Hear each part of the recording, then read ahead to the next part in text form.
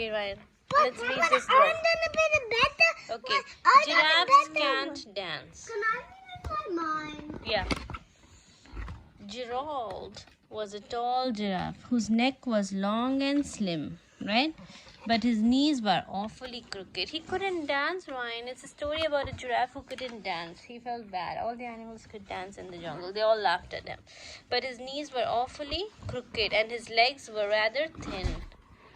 And next page, okay?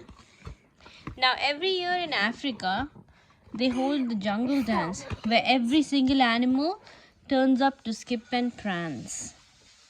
And this year, when the day arrived, poor Gerald felt so sad because when it came to dancing, he was really very bad. The warthogs started waltzing, and the rhinos rocked and rolled. The lions danced a tango. Timid. The lions danced a tango that was elegant and bold. This is a tango dance where you put hold hands together. Which dance you like the best? Like this tango where you hold, dance and like this. The lion and the lions. These are the two lions. They're dancing. See? And the warthogs. Those are like a pigs. They're doing a waltzing. That's a waltz. That's a kind of a dance, like a hip hop dance. Aiden is learning hip hop, right? The chimps did a cha-cha. You know a cha-cha-cha dance? Yeah? Cha-cha dance with a very Latin feel. And 8 baboons then teamed up for a splendid Scottish reel. Gerald swallowed bravely as he walked towards the floor. Now it was Gerald's turn. You think he can dance? No. But the lion saw him coming and so they soon began to roar. Giraffe, right? That's the same one. That's Gerald. Then why are you wearing buttons? What's that buttons? Oh, that's the shadow from the fire reflecting on him. It's the darkness. Hey, that's not blue thing. That's the shade of the thing falling on him. They looked at clumsy Gerald. The animals all sneered. Giraffes can dance. You silly fool. Oh, Gerald, you're so weird, they told him. Is that good to say like that? No. Gerald simply froze up. He was rooted to the spot. They're right, he thought. I'm useless. Oh, I feel such a clot. He's sad. See his eyes. But he crept off from the dance floor. Then he started walking home. He had never felt so sad before. So sad and so alone.